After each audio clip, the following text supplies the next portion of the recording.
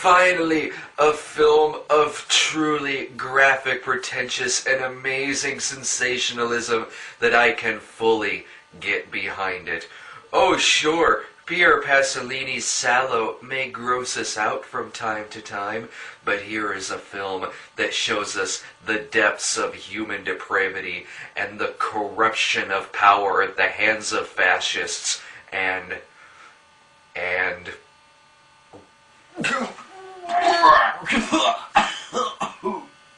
Salo is the anti-happiness, the anti-joy, a look at true sadism with lovely landscaping.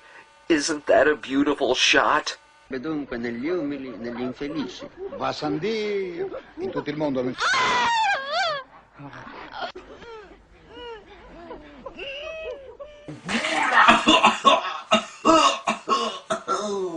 Salo takes place in 1944 during Nazi-occupied Italy.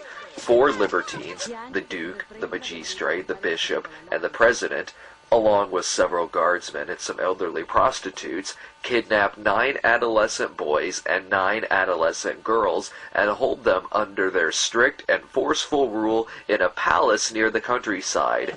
Here, they are subjected to mental and sexual torture, which at the hands of master director Pasolini shows us these 4 men's determination to modify the human body, taking away shame and dignity and turning it into a harmful temple with absolutely no value to its owner.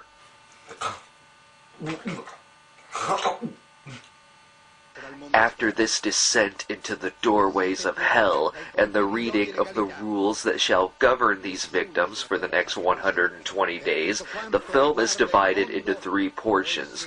In the circle of obsessions, we are first introduced to the deviations which will exceed tenfold as the movie continues.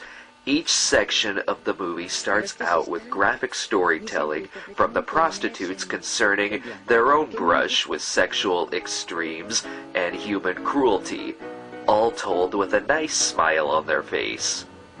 I think that something might be fishy with the DVD subtitles for this film, but no matter, the depth and art of Salo is still present.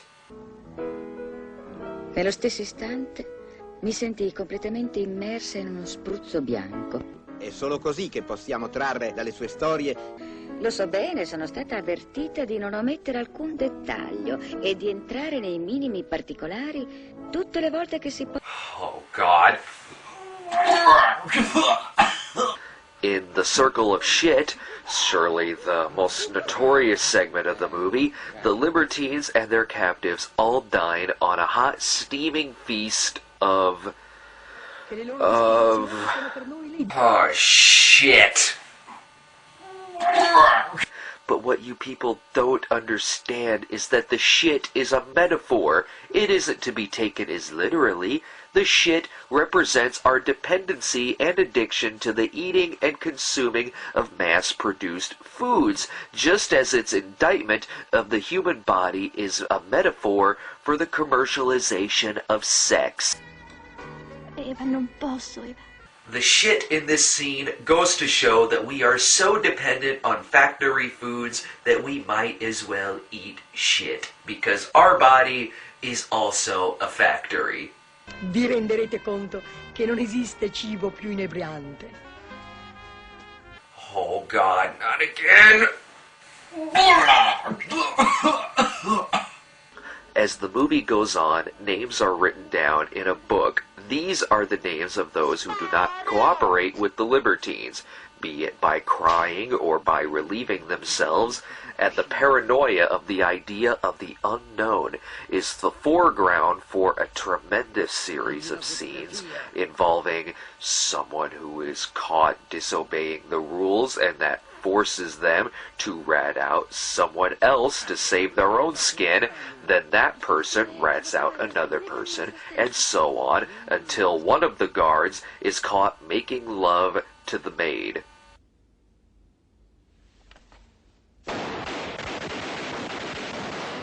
Are When they are done in the palace and ready to move on with the adolescents, the result is what we see in the circle of blood, the destruction of those unwilling to abide by the rules of their fascist dictators. This is not a sequence simply showing murder. This is a sequence showing that in the eyes of the fascist dictators, when one cannot contribute to their new world and their new rule of law, they are useless and are less than human and must be destroyed.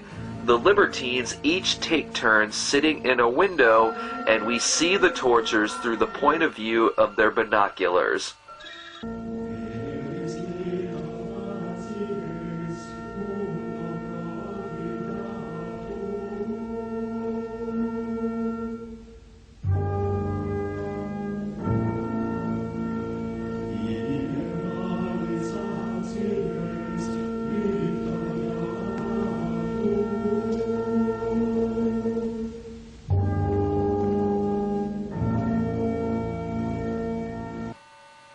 I'm having some trouble with this one.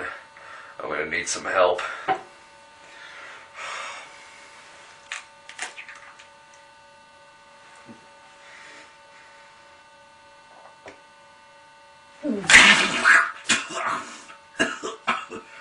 Lo sai quello che fa un bolscevico quando si tuffa nel Mar Rosso? No, me lo dica. Pluff! L'angolo della poesia. By the film's end, when we see the innocent display of the two guards dancing with one another, we must not forget that through this vision of life, death is just right outside the window. Salo is just the kind of beauty in filmmaking that I've been missing all of these months.